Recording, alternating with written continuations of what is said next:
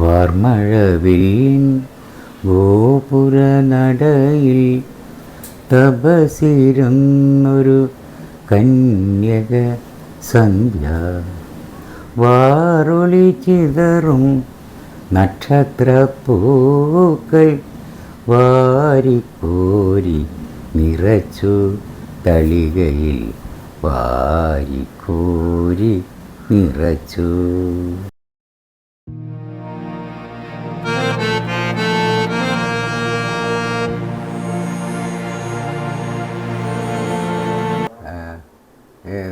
നീ കലാരംഗത്ത് കടന്നു വന്ന ആ കാലമെല്ലാം എനിക്ക് ഓർമ്മയുണ്ട്. ഭൂമിയിലെ മലക എന്ന നാടകത്തിൽ ആദ്യം തന്നെ ഗാനരചന ഓർമ്മയുണ്ട? ഗാനരചന ഓർമ്മയുണ്ട്. അതിൽ നല്ല കുറേ പാട്ടുകളുണ്ട്. ആ പാട്ടുകളൊക്കെ എനിക്ക് നല്ല എല്ലാ പാട്ടും ഓർമ്മയുണ്ട്. അതിലൂടെയാണ് പിന്നെ കുറേ നാടകങ്ങൾ, ശാന്തി തിയേറ്ററിൻ്റെ കുറേ എല്ലാ നാടകങ്ങളിലും നീയാണ് ഗാനങ്ങൾ എഴുതിയത്. ഓരോ പാട്ടും KV രാമചന്ദ്രനാണ് സംഗീതം ചെയ്തത്. നല്ല ഗാനങ്ങളാണ്. അതിലൊരു ഗാനം നീ എഴുതിയപ്പോൾ ഞാനത് ചോദിച്ചു, ഇതെന്താ അതിൻ്റെ കാരണം, ഏതാ നാടകം അത് ഓർമ്മ കിട്ടുന്നില്ല. കാളിന്നി വീരം എന്നൊരു നാടകത്തിൽ നീ എഴുതിയപ്പോൾ ഞാൻ നിന്നോട് ചോദിച്ചു, ശശി, ബന്ധങ്ങൾ, സ്വപ്നങ്ങൾ, കടങ്കഥകൾ, മനുഷ്യ മനസ്സൊരു പ്രകേളിക, മനുഷ്യനെ തീറ്റീറ്റും പ്രകേളിക. ബന്ധങ്ങൾ, സ്വപ്നങ്ങൾ, കടങ്കഥകൾ, മനസ്സേ നീയൊരു കാവാലികൻ, മനുഷ്യ മനസ്സൊരു പ്രകേളിക, മനുഷ്യനെ തീറ്റീറ്റും പ്രകേളിക. അതെന്നാ ബന്ധങ്ങൾ എങ്ങനെയാണ് ശശി സ്വപ്നമാകുമെന്ന് ചോദിച്ചാൽ, അപ്പോൾ നീ എന്നാ പറഞ്ഞ് പിന്നെ ബന്ധങ്ങൾ ഒരു തലമുറ കഴിഞ്ഞാൽ സ്വപ്നമാണ്, മറ്റൊരു തലമുറ കഴിഞ്ഞാൽ അത് കടങ്കഥയാണ്. അപ്പോഴാണ് അതിൻ്റെ മർമ്മം എനിക്ക് മനസ്സിലായത്. അപ്പോൾ അത് അന്നേരം സംഭവം എനിക്ക് മനസ്സിലായ. അങ്ങനെ നല്ല നല്ല പാട്ടുകളെല്ലാം നീ എഴുതിയിട്ടുണ്ട്. പക്ഷേ എനിക്ക് സിനിമയിലെല്ലാം അതിനുള്ള ചാൻസെല്ലാം പ്രതീക്ഷിച്ചാൽ കിട്ടും, പക്ഷേ അതിന് വേണ്ടി ശ്രമിച്ചില്ല. എല്ലാം നല്ല പാട്ടുകളാണ്. ഓരോ വരികളും ഓരോ പാട്ടുകളും എനിക്ക് ഓർമ്മയുണ്ട്. പിന്നെ ഓരോ പാട്ടിൻ്റെ ഘടനകൾ സംഗീതം ചെയ്തത് നന്നായിട്ടുണ്ട് അല്ലേ? അത് സന്ദർഭത്തിനനുസരിച്ചാകുമ്പോൾ അങ്ങനെയാവും. അതായത് ആ കഥയുടെ സന്ദർഭത്തിനനുസരിച്ചിട്ട് വരുമ്പോൾ പിന്നെ അതിനനുസരിച്ച ഭാവം കൊടുത്തിട്ട് പാട്ട് ട്യൂൺ ചെയ്ത് വരുമ്പോൾ അത് ഭംഗിയാകുന്നു. അതാ സത്യം. പക്ഷേ ഈ രംഗത്തേക്ക് നീ 10ാം ക്ലാസ്സിൽ നിന്ന് 10 പഠിക്കുന്നതിന് മുൻപ് 10 അല്ലേ? നേരെ ഡിഗ്രിക്ക് പഠിക്കുന്ന കാലം അല്ല, അതിന് മുമ്പേ വളപട്ടണ ഹൈസ്കൂളിൽ പഠിക്കുമ്പോൾ നീ എഴുതുകൾ തുടങ്ങി. പാട്ട് എഴുതിയതിന് മുമ്പിൽ എഴുതി. പാട്ട് ഞാൻ 7ാം ക്ലാസ് പഠിക്കുമ്പോൾ ആദ്യത്തെ പാട്ട് അതൊരു എന്താ പറയുക, നമ്മളെ പാരഡി, ചെറുകാറ്റേ ചെറുകാറ്റേ എന്ന സിനിമ പാട്ടിൻ്റെ പാരഡിയായിട്ട് എഴുതിയത്.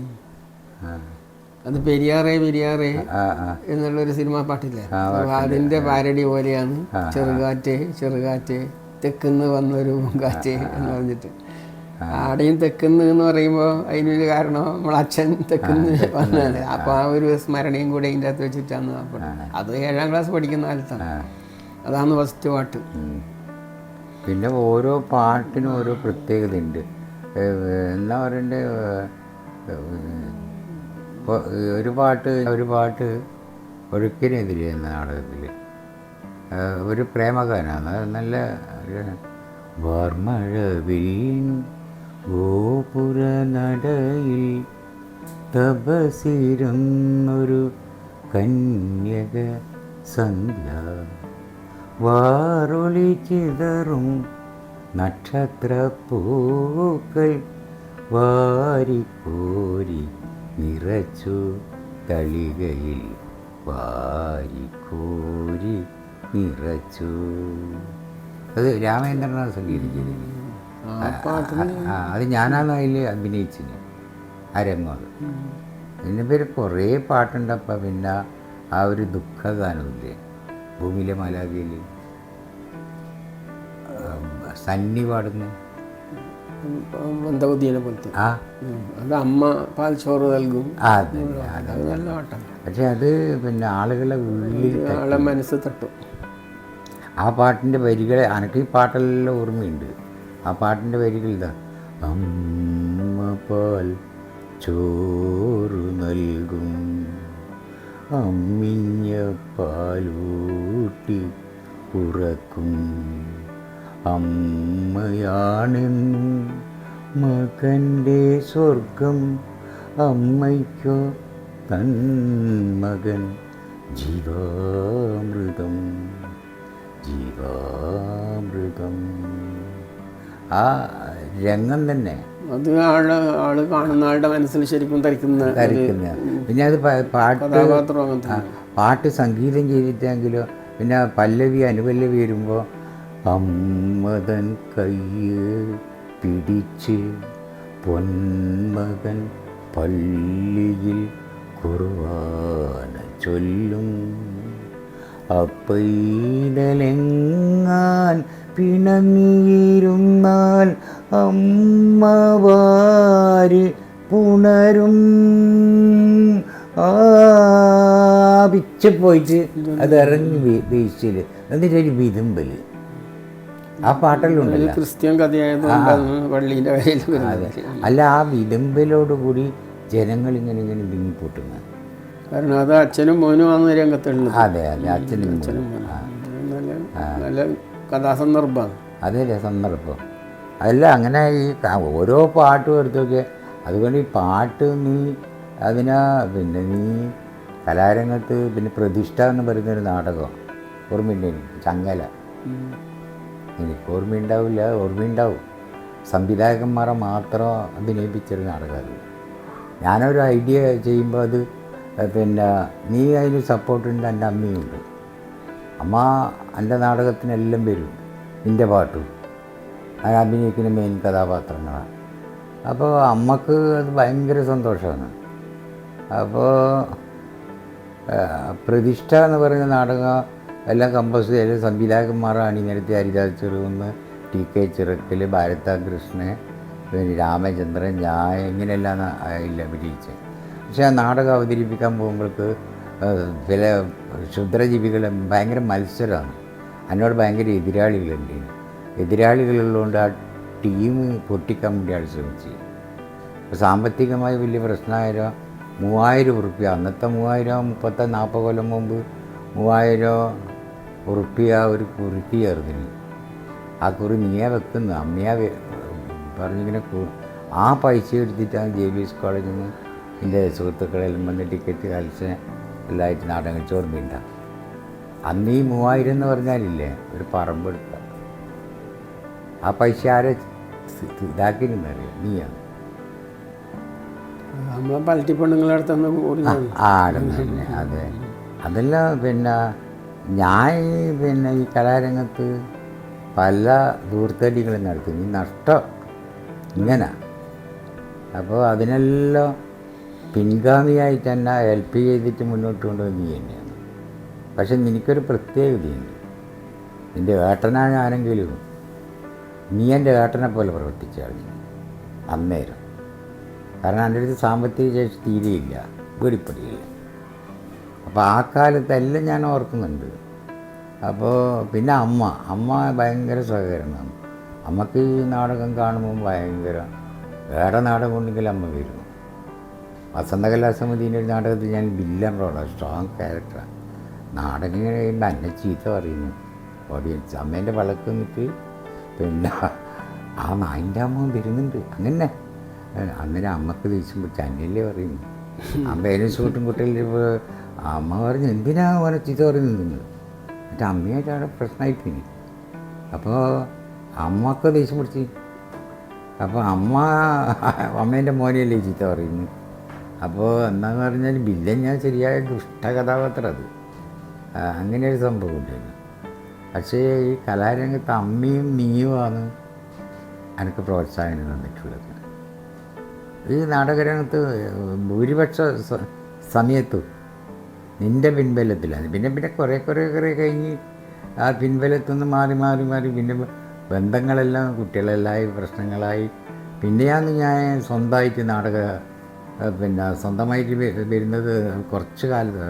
വയനാടൻ കോട്ട, പ്രഹ്ലാദ ഇങ്ങനെയല്ല. പിന്നെ എനിക്ക് പല ആവശ്യങ്ങളും പ്രശ്നങ്ങളും എല്ലാം ഉള്ളപ്പോൾ ഞാനത് വേറെ രൂപത്തിലാക്കി. മറ്റുള്ള കഥകളെല്ലാം ഞാൻ ഉണ്ടാക്കിയതില്ലാണ്. അങ്ങനെയെല്ലാം അഭിനയിച്ച്. പിന്നെ ആ ടൈമിന് പറ്റൂല, എനിക്ക് പറ്റൂല. രാത്രി നാടകവും പകല് ക്ലാസ്സും നടക്കൂല. ഇല്ല, നടക്കൂല. രാത്രിയിൽ നാടകം. അപ്പം ഞാൻ എന്ത് ചെയ്ത്, ഞാൻ പറയുമ്പോൾ എഴുതാൻ വേണ്ടി ഒരുത്തന്നെ ഏർപ്പാടാക്കി. പരപ്പനില്ലേ, ഞാൻ പറയുന്ന അപ്പടി എഴുതും. ഡയലോഗ് പറയുമ്പോൾ എല്ലാം അത് എഴുതിയിട്ട് നാടകം കമ്പോസ് ചെയ്ത് ഭക്തപ്രഹ്ലാദ. ആ നാടകം നോക്കുമ്പം ഭയങ്കര ഹിറ്റ്. കണ്ടാൽ തന്നെ പിന്നെയും കാണുന്നു, കണ്ടിടത്ത് തന്നെ ബുക്ക് ചെയ്യുന്നു. ആ നാടകം കണ്ടിട്ട് നാണുഭഗതിർ പറഞ്ഞു, ഈ നാടകം എനിക്ക് പൈസ തരാം, ഇനി ഇത് നമുക്ക് തരുമെന്ന്. ഞാൻ പറഞ്ഞു അത് പറ്റില്ല. അപ്പോൾ പരപ്പന സ്വാധീനിച്ചിട്ട് എന്നോട് പറഞ്ഞ്, പിന്നെ ഗംഗാധര നീ ഡയലോഗ് പറയുന്നു, ആ ഡയലോഗ് വേറെ ആരാ പറയാൻ, ഞാൻ അഭിനയിക്കുന്നൊന്നുമില്ല. അപ്പോൾ ഞാൻ പറഞ്ഞ് കരിദാസൊന്നും പറ്റുക, ഞാനൊന്നും പറ്റില്ല. പിന്നെ ഞാൻ ബാസൂട്ടിക്ക് പറ്റും. ബാസൂട്ടിനെ പിടിച്ച് കൊണ്ടുവന്ന് കഥയോൻ്റെ പേരിൽ ഇരിക്കും. ഇനി സംവിധായകൻ ഞാൻ. അതുകൊണ്ട് പിന്നെ ഞാൻ എന്ത് ചെയ്ത്, പരപ്പനല്ല എഴുതിയിന്, ഞാൻ പറഞ്ഞു കൊടുത്തിട്ടല്ലേ എഴുതുന്നു. എന്നിട്ട് ഓൻ്റെ പേരിൽ പോയി. അപ്പോൾ ഈ ടീം കംപ്ലീറ്റ് എടുത്തു കളഞ്ഞ്. എന്നിട്ട് അവർ 5-6 കളി കളിച്ചു. ഞാൻ പയ്യന്നൂർ ഞാൻ പോയി നോക്കുമ്പോൾ ഞാൻ ചെയ്ത മാതിരി അതിൻ്റെ നരസിംഹ നമ്മളെ ശശിയാണ്. ഏത് നമ്മളെ ഈ ശശിയല്ല, ഇല്ലപ്പ നമ്മളെ നല്ല തടിയലും മണ്ണൂലുള്ള ഓന ഇല്ലാറില്ല. അത് നരസിംഹോ? നരസിംഹമായിട്ട് പൊട്ടുന്നത് ഓനാണ്. പിന്നെ വിഷ്ണുവായിട്ട് ദന്തിച്ച്, ശിവനായിട്ട് ദന്തിച്ച്, പിന്നെ ഇരട്ട കുട്ടികളാണ്. അതിലൊരു അത്ഭുതകരമായ സംഭവം, 2 ഈ കുട്ടികൾ കൊല്ലാൻ വേണ്ടി കൊണ്ടുപോയതിന് ശേഷം ഈ ഒരു സ്റ്റേജിൽ നിന്ന് അമ്മച്ച് കരയുമ്പോൾ ഒരു കുട്ടി അമ്മയെന്ന് വിളിക്കുന്നു. ഓടി വരുമ്പോൾ അതേ കുട്ടീൻ്റെ ഇപ്പുറത്തുനിന്ന് വിളിക്കുന്നു, അതേ കുട്ടീൻ്റെ അപ്പുറത്തുനിന്ന് എല്ലാം വിളിക്കുന്നു. മാറി പോകുന്നു. അപ്പോൾ എന്താണ്, ആ ഹോട്ടലുകാരൻ കോയിനാട്ടിന് 2 പിള്ളേരുണ്ട്. അവിടെ വന്നിട്ട് ഒരുത്തനെ വീണ്ടും പ്രഹ്ലാദനായിട്ട് ഓൻ പറഞ്ഞു, അങ്ങോട്ട് അന്യം കൂട്ടണം. ഞാൻ പറഞ്ഞ ഒരു കാര്യം ചെയ്യും, ഇങ്ങനൊരു സീൻ ഉണ്ടാക്കാം. അങ്ങനെയാക്കി നോക്കുമ്പോൾ ആളുകൾക്ക് അത്ഭുതം. ഒരൊറ്റ സ്പേസ് പിള്ളേരാലുണ്ട്, ഒരേ വേഷം കെട്ടിച്ചിട്ട്. ഇപ്പം വക്കീലാക്കണല്ലേ, അതേറ്റ ഒന്ന് LIC ആണ്. അതെ. ആ പിള്ളേർ അപ്പോൾ ഞാൻ ഇതിനിടെ 5-6 കൊല്ലം മുമ്പേ ഒരാൾ പറഞ്ഞ്, നിങ്ങളെന്ത് നാടകം കണ്ടിട്ട്, നിങ്ങൾ നാടകം കണ്ടിനാകും കേട്ടോ. പിന്നെ പാലോട്ട് വയലിൽ നാടകം കളിച്ചു, ഭക്തപ്രഹ്ലാദ. അതാ നാടകം. ഒരേ രംഗത്ത് 2 ഇങ്ങനെയുള്ളൊരു സംഭവം കണ്ടിട്ട് ഞാൻ പറഞ്ഞു, കേട്ടോ അതെൻ്റെ നാടകമാണ്. അത് പറയുമ്പോഴേക്കുണ്ട് ഈ പിള്ളേരാട ഒരു ചെക്ക LICൻ്റെ കേട്ടോ. ഞാൻ പറഞ്ഞു ഇവരാണ് അഭിനയിച്ചിന്, ഞാനാ ഡയറക്ടർ. പക്ഷെ നിൻ്റെ ഏച്ചിയാണ് അതിൻ്റെ പിന്നെ ഡാൻസെല്ലാം കമ്പോസ് ചെയ്തത്. സുജാത, ഡാൻസർ ബാലകൃഷ്ണൻ്റെ ഭാര്യേൻ്റെ നീതി. അന്നേരം പറഞ്ഞു അതേ ഏച്ചീനെ പ്രബന്ധിച്ച് തന്നെ ഞാൻ കണ്ടിന്. അവർ ബന്ധുക്കളാ? അല്ല, അപ്പോൾ അതല്ല എന്നോട് ചോദിക്കുന്നോ എന്ന് പറഞ്ഞാൽ, പിന്നെ ഈ ബാലകൃഷ്ണൻ മാഷേ, പിന്നെ അനിയത്തീൻ്റെ ഭാര്യേൻ്റെ അനിയത്തീൻ്റെ അനിയനാണ്. അതെ, ഭക്ഷണമെല്ലാം ഉണ്ടാക്കാനെല്ലാം മുന്നൊരുത്തനില്ലേ. അപ്പോൾ ഞാൻ പറഞ്ഞു ഇതാ എൻ്റെ നാടകം അത്. അപ്പോൾ പറഞ്ഞു അത് നാടകം, ഞാൻ ഇവരാ അഭിനയിച്ചിന്. അപ്പോൾ മന്നക്കേന് ഞാനുള്ള. അപ്പോൾ പിള്ളേർ പറഞ്ഞാൽ അതേ കങ്ങാട്ടനല്ലേ. അന്നേരത്തിൽ അവൻ തിരിയുന്നു. അവൻ്റെ വിചാരം എന്താണെന്നറിയാം, വേറെ ഏതോ ഒരു ടീം വലിയ ചെറിയ കുട്ടികളാന്ന് വരും. അപ്പോൾ എന്താണെന്ന് പറഞ്ഞാൽ ഈ നാടകം കമ്പോസ് ചെയ്യുമ്പോൾ നമ്മൾ പല ഐഡിയകളും വെച്ചിട്ട് ഈ കലാസമിതികളിൽ പോയിട്ട് നമുക്കങ്ങനെ ചെയ്യാൻ കഴിയില്ല. എന്തുകൊണ്ടെന്നറിയാം, നമ്മളെന്തെങ്കിലും ചെയ്യുമ്പോൾ അവരതിന് പറയുക അനുവാദമില്ല. എല്ലാ സംഘടന എന്ന് പറഞ്ഞാൽ അവരനുവാദം വേണം, ഇല്ലാണ്ട് നമ്മളതായി ചെയ്യാൻ പറ്റില്ല. അപ്പം നമ്മളതായ ഇഷ്ടത്തിന് ചെയ്യാനുള്ള നമ്മുടെ സ്വന്തം ട്രൂപ്പായിരിക്കണം. അവിടെ സ്വതന്ത്രമായിട്ട് നമുക്ക് ചെയ്യാൻ വേണ്ടി പറ്റും. അങ്ങനെയല്ല നാടകമാണ്. പക്ഷേ എന്താണ്, നീ നാടകരംഗത്ത് നീ എൻ്റെ അനിയനാണെങ്കിലും നീ ഏട്ടൻ്റെ പവറിൽ ജീവിച്ചു. ഇത് മാത്രമല്ല, പല കാര്യത്തിലും. അതെല്ലാം എന്തെന്ന് പറഞ്ഞാൽ ഒരു കാലം അതെല്ലാം ഞാനിപ്പോൾ ഓർക്കുന്നുണ്ട്, ഇല്ലേ? നമ്മൾ ഭ്രാന്താലയം തന്നെ അടിപൊളിയായിരുന്നു. അത് എന്താ നമ്മളെ കണ്ണാടിപ്പറമ്പുകാരെ എൻ്റെ അയാളെ നാടകമെന്ന് പറഞ്ഞിട്ട് കളിച്ച് ഓർമ്മിക്കുന്നുണ്ട് ഞങ്ങൾക്ക്.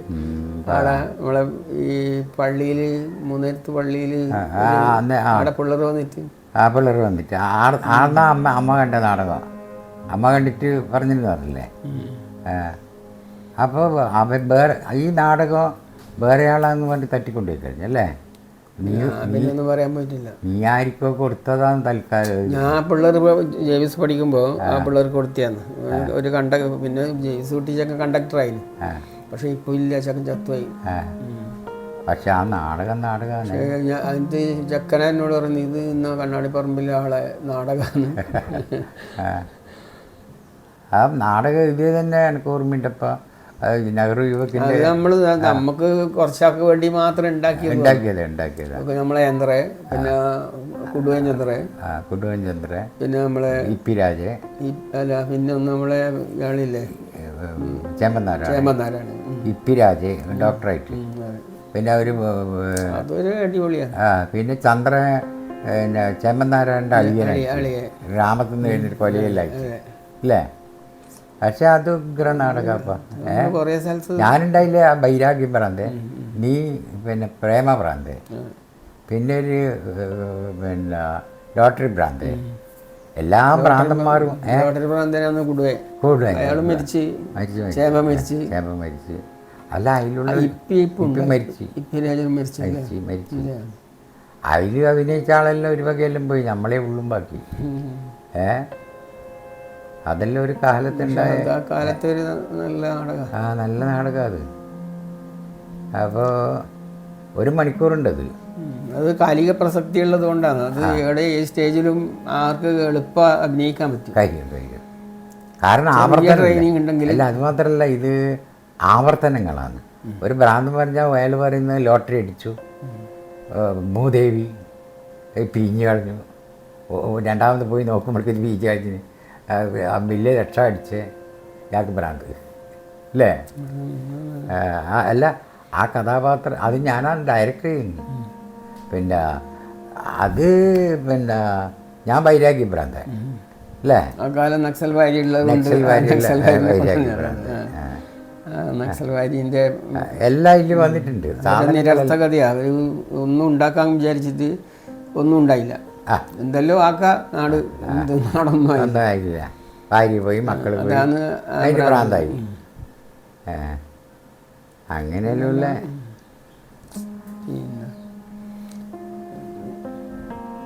അങ്ങനെ എന്തെല്ലാം സംഭവങ്ങൾ നാടകത്തിന്. പിന്നെ ചന്ദ്രനും നീ ഞാനും, ഞാൻ കള്ളുകൂടിയേ, പിന്നെ നീ അതിൻ്റെ അകത്തൊരു കണിച്ചേ അല്ലേ? പിന്നെ ചന്ദ്ര എന്ന് അങ്ങനെയുള്ള അപ്പം ഞാൻ കള്ള് കുടിച്ചിട്ട് വന്നിട്ടുള്ള കളിയാണ്. അപ്പോൾ ഈ കള്ളി അതെല്ലാം അഭിനയിച്ചാൽ അച്ഛൻ പറഞ്ഞ അന്ന കോപ്പി അടിച്ച് അഭിനയിച്ച അച്ഛൻ കള്ളിൻ്റെ കുപ്പി വരെ വീട്ടിൽ നിന്ന് കള്ളിൻ്റെ കുപ്പിയിൽ കഞ്ഞിരി വെള്ളം നിറച്ചിട്ട് കള്ളുകുടിയെല്ലുണ്ട് സ്റ്റേജിൽ.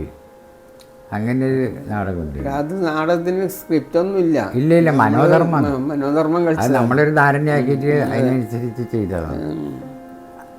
ആർക്കും സംഭാഷണം മനസ്സിലാകുന്നില്ല, കേൾക്കുന്നവർക്കൊന്നും മനസ്സിലാവും. പഠിച്ചിട്ട് ഇത് പഠിച്ചെന്നല്ല, ഇത് മനോധർമ്മത്തെ പറയുന്നില്ല. അങ്ങനെ ഒരു സംഭവം. അങ്ങനെയുള്ള ആൾ നാടകം കളിക്കുക വലിയ പ്രയാസമായിട്ടാണ്. കണക്കായിട്ട് വന്ന് വീഴേണ്ട ഡയലോഗ് തപ്പാനും പാടില്ല. ഇല്ല, തപ്പാൻ പാടില്ല. അങ്ങനെ ചന്ദ്രൻ അങ്ങനെയെല്ലാം വരുമോ? എല്ലാവർക്കും വന്നിന്. ആർക്കാർക്കും വരാണ്ടൊന്നുമില്ല. ചന്ദ്രൻ അങ്ങനെ വരുന്നതിനാന്ന് നമ്മൾ ഈ ബാലകൃഷ്ണ മാഷ ഒരു നാടകത്തിൽ ഞാനൊരു പൊട്ടനായിട്ട് അഭിനയിക്കേണ്ടി വന്നതാണ്. വയനാട്ടിൽ പോയതാണ്, ഞാൻ നാട് കാണാൻ പോയതാണ്. ചന്ദ്രനിൽ കൊണ്ട് നാട് കാണാൻ പോയതാണ്. അപ്പം നാടകം അന്ന് നടന്നില്ല, പെരുമഴ. നാടകം അതുകൊണ്ട് കളിക്കാണ്ട് അവർ പൈസ കൊടുക്കാൻ തയ്യാറാണ് കമ്മിറ്റിക്കാർ. എന്നിട്ട് അവർ പറഞ്ഞു, നിങ്ങൾക്ക് നാളെ നാടകം ഇല്ലെങ്കിൽ നിങ്ങൾ ഒരു ദിവസം കൂടെ താമസിച്ചിട്ട് നാടകം ഒന്ന് കളിക്കണം, നമ്മൾ അത്ര ആശ്ചര്യമില്ല. അപ്പോൾ അയാൾക്ക് പറ്റിയെന്ന് സ്റ്റേജില്ല. അയാൾ സമ്മതിച്ച് താമസത്തിൻ്റെ സൗകര്യമെല്ലാം അവർ ചെയ്യും, ഭക്ഷണം എല്ലാം അവർ തരും, ഒരു ദിവസം അവിടെ വെയിറ്റ് ചെയ്തിട്ട് കളിക്കണം നാടകം. പക്ഷേ ഇയാൾ ഒപ്പരം വരുന്ന 2-3 പിള്ളേർക്ക് തിരിച്ചു പോകണം. കാരണം ഒരുത്തൻ്റെ പെങ്ങളെ കല്യാണമുണ്ട് ആ 2 ദിവസം കഴിഞ്ഞിട്ട്. അപ്പോൾ പോകുമ്പോൾ അവൻ്റെ 2 ചങ്ങായിമാരും പോകും. ഇപ്പം 3 ആൾ അവർ തിരിച്ച്, അവർക്ക് പോയേ പറ്റുമോ കൊണ്ട് അവർ തിരിച്ച്. അപ്പം 3 സ്റ്റേജിൽ വരുന്ന ആളുടെ എണ്ണം കുറഞ്ഞു. അപ്പോൾ അയാൾ എന്നോട് ചോദിച്ചു, എന്നാൽ ശശി എന്ത് ചെയ്യണോ ഒന്നും പറഞ്ഞു. ഞാൻ പറഞ്ഞു, ഞാനൊരു ഡയലോഗും പഠിച്ചിട്ടില്ല, പിന്നെ ഞാനെങ്ങനെയാണ് തപ്പിപ്പോലെ ആകെ പെരങ്ങിപ്പോലെ. അപ്പോൾ അയാൾ പറഞ്ഞു, ഒരു കാര്യം ചെയ്യുക, ഡയലോഗ് പറയണ്ട, നീ ഒരു പൊട്ടനായിക്കോ. അപ്പോൾ ചന്ദ്രനും പ്രോത്സാഹിപ്പിച്ചു. ചന്ദ്രൻ പറഞ്ഞു, എന്നാൽ പൊട്ടനായിക്കോ. ഞാൻ പറയും, ചന്ദ്രനായിൽ നമ്മളെ ചാച്ചനെ പോലത്തെ ഒരു തൊണ്ടൻ കഥാപാത്രമാണ്. ഞാൻ അഡ്ജസ്റ്റ് ചെയ്തിട്ട് എന്നോട് സംസാരിക്കും, അപ്പോൾ നീ നിൻ്റെ മനോധർമ്മം കളിച്ചു. അങ്ങനെ ഞാനൊരു പൊട്ടനായി. പൊട്ടൻ എന്ന് പറഞ്ഞാൽ ഒരു ലുങ്കി മാത്രം കൊടുത്ത്, പിന്നെ ഞാൻ കറുത്തിട്ടായതുകൊണ്ട് പ്രശ്നമൊന്നുമില്ല. കഴുത്തിലൊരു ചരടും കെട്ടി, മേക്കപ്പ് പറയുന്നില്ല. കൈക്കും കാലിനും ഒരു ചെറിയൊരു തകരാറായ പോലെ. കാരണം വെറുതെ ഇങ്ങനെ വന്നാലും ഒരു സുഖമില്ല. സ്റ്റേജിൽ പോകുമ്പോൾ ആൾക്ക് കാണുമ്പോൾ എന്തെങ്കിലും തോന്നി ചോദിച്ചിട്ട് കൈക്കും കാലിനും ചെറിയ വൈകല്യമുള്ള ആളായി. അങ്ങനെ സ്റ്റേജിലേക്ക് പോന്നു. എനിക്ക് ഏത് സമയത്തും പോകാമല്ലോ, പൊട്ടനല്ലേ. മാത്രമല്ല ഈ പുലുവന്മാർ എന്നാണ് പറയുക, പുലയന്മാരുടെ കൂട്ടത്തിലാണ് ഈ പുലുവന്മാർ. അപ്പോൾ ചന്ദ്രൻ പോകുന്ന അടുത്തെല്ലാം എനിക്കും പോകാം. അപ്പോൾ ഞാൻ അങ്ങനെ പോയി ചന്ദ്രൻ ഒത്ത് സംസാരിക്കും. അപ്പോൾ ഞാൻ ബബ പറഞ്ഞിട്ട് കളിക്കും. അങ്ങനെ നാടകം കഴിഞ്ഞ് പല സ്ഥലത്തും ഞാൻ രംഗത്ത് വരുന്നുണ്ട്. തമ്പുരാനെ കൊല്ലുന്നതിൽ മുമ്പന്തിയിൽ ഞാനുണ്ട്. ഒടുവിൽ നാടകം കഴിഞ്ഞ ആൾക്കാരിൽ ഇങ്ങനെ പോകുമ്പോൾ ആൾക്കാരെല്ലാം പറയുന്നത്, എന്നാലും ആ പോട്ടെ എല്ലാവരുടെയും മനസ്സിലാര് കയറിയിരുന്നു, പോട്ടം കയറിയിരുന്നു. അതിന് ശേഷം ഈ ബാലകൃഷ്ണ മാഷ എന്തായെന്ന് പറഞ്ഞാൽ ആ നാടകത്തിൽ അങ്ങനത്തെ ഒരു കഥാപാത്രത്തെ കയറ്റിണ്ടാക്കി, ഒരു എക്സ്ട്രാ പോട്ടെ. അത് എൻ്റെ നാടകാഭിനയത്തിലെ ഞാൻ കാണുന്ന ഏറ്റവും നല്ലൊരു ദിവസമാണ്. കാരണം എന്തിനാന്ന് പറഞ്ഞാൽ ജനങ്ങളിൽ ഏറ്റെടുത്ത് ആ അല്ലെങ്കിൽ തമ്പുരാനെയോ അല്ലെങ്കിൽ ഭൂമാദേവി പൊന്നമ്മേനെയോ പറയണ്ടേ. ഇത് ഭൂമാദേവി പൊന്നമ്മേനെ അല്ല പറയുന്നു, പൊട്ടനെ അറിയുന്നു. അങ്ങനത്തെ ഭൂമാദേവി പൊന്നമ്മയാണ് നാടകം. ചന്ദ്രൻ്റെ പൈസ റോള് നല്ല നാടകം. നല്ല നാടകം. അതിൽ പിന്നെ നീ പാട്ട് എഴുതിയില്ല? അതിൽ ഡാൻസ് പാട്ട് അത് തന്നെ എൻ്റെ അല്ലല്ലോ. അത് ഈ ഒരു മാഷുണ്ടായിട്ടില്ല അന്നേരം. മാഷ് വേറെ പേരിലാണ് ഇത്. നമ്മൾ ഈ ഫോക്കലോറിൻ്റെ എല്ലാം പ്രസിഡൻ്റായ ഒരു മാഷ് ഉണ്ടായിട്ടില്ലേ, ആ മാഷാന്ന്. ഞാൻ എഴുതിയത് മറ്റേ ഈ നാടകമല്ലേ, ഇത് എന്താ പറയുക, ഭൂമാദേവി പൊന്നമ്മയ്ക്ക് ശേഷം എടുത്തൊരു നാടകം. പിന്നെ നീ ഹരിചന്ദ്ര ഉഗ്രം നാടകം. ഹരിചന്ദ്രനല്ല, നാടകം നമ്മളെ അമ്മേൻ്റെ കഥ, ഓമനത്തനശ്ശേരി കുഞ്ഞുമാദേവി. അത് അമ്മ പറഞ്ഞിട്ട് അമ്മ പാടിക്കേട്ട കഥ. എന്നിട്ട് അത് എഴുതിയിട്ട് നീ നാടക രൂപത്തിൽ നാടകമാക്കി. പക്ഷേ അമ്മക്ക് ആ പാട്ട് ഫുൾ ബൈഹാട്ടാണ്. എല്ലാം കാസറ്റ് ഇപ്പോൾ എൻ്റെ അടുത്തുണ്ട്. എല്ലാം അമ്മക്ക് കൃഷ്ണപ്പാട്ട്, പല നാട്ടിപ്പാട്ട്, ഇതെല്ലാം ഉണ്ടല്ലോ, എല്ലാം വൈകാട്ട അമ്മക്ക്. അങ്ങനെ അമ്മക്ക് പാട്ട് റീനോ കാസറ്റാക്കി തേച്ചില്ല, ഒരു 3/4 ഭാഗം ഉണ്ടായില്ല, അതിപ്പോൾ ഉണ്ടായില്ല. ആ പാട്ട് പിന്നെ ഒരു പാട്ട് റെക്കോർഡാക്കിയില്ലേ. ആ ഒരു ദിവസം അമ്മ ക്യാൻസറെല്ലാം വന്നിട്ട് നിൽക്കുന്നതല്ലേ. അന്നേരം ഞാൻ പറഞ്ഞ അമ്മയെ പിന്നെ ഇത് റെക്കോർഡായിക്കൂടെ. അതിന് ഇപ്പം ഞാൻ പറഞ്ഞു, നിങ്ങൾക്ക് പാടാൻ കഴിയും. ആ പാടാം. എൻ്റെ അമ്മ പിന്നെ നിൻ്റെ റൂമിലിരുന്നിട്ട് അമ്മ ആ കട്ടുമ്പിലിരുന്നിട്ട് പാടുമ്പോൾ ഞാൻ റെക്കോർഡ് ചെയ്യുന്നു. അപ്പോൾ അച്ഛൻ ഇപ്പുറത്തുനിന്ന് പിന്നെ ഇരുമ്പിനെ കൊണ്ട് മുട്ടും തട്ട് കളിക്കുന്നു. പക്ഷേ അമ്മ റെക്കോർഡ് ചെയ്യും, പാട്ട് പാടുമ്പോൾ ഈ ഒച്ച കേൾക്കില്ലേ. ഞാനത് അച്ഛനോട് പറയാൻ പറ്റും, അച്ഛൻ്റെ കാലം വിട്ടുപോയി. ഞാൻ എന്നിട്ട് എന്ത് ചെയ്ത് അടുത്ത് കൊല്ലപ്പണിക്കാരൻ പണിയെടുക്കുന്ന ഉണ്ട്, അത് റെക്കോർഡിനെ റീനോ കാസറ്റാക്കി. ആ കൊല്ലപ്പണി അതിൻ്റെ അത് വരുന്നുണ്ടാവും. നല്ല ഇതിലുണ്ട്. ആ എന്നിട്ട് അങ്ങനെ റെക്കോർഡാക്കാം. അന്നേരം വീട്ടിലൊരു നാഷണൽ പാനാസോണിക്കിൻ്റെ ഒരു ടാപ്പ് നീ കൊണ്ടുവന്നു. അതുപോലെ ആശിമ ആ അതിലാ റെക്കോർഡ് ചെയ്തത്. പക്ഷെ നല്ല ടാപ്പാ അതെ. അങ്ങനെയല്ല, അങ്ങനെ കലാരംഗത്ത് പല പല പല അത്ഭുതങ്ങളും നടന്നിട്ടുണ്ട്. ഓർമ്മിക്കാൻ സുഖമാണ്. പക്ഷെ അതേ സമയത്ത് ആ ത്യാഗത്തിന് വലിയ ഫലമൊന്നും ഉണ്ടായില്ല എന്നുള്ളതാണ്. ഇപ്പോൾ നിങ്ങളെ സംബന്ധിച്ച് ഇപ്പം പെൻഷൻ ഉണ്ട്. എനിക്ക് പെൻഷൻ ഉണ്ടായില്ല, ഇപ്പം കട്ടായി.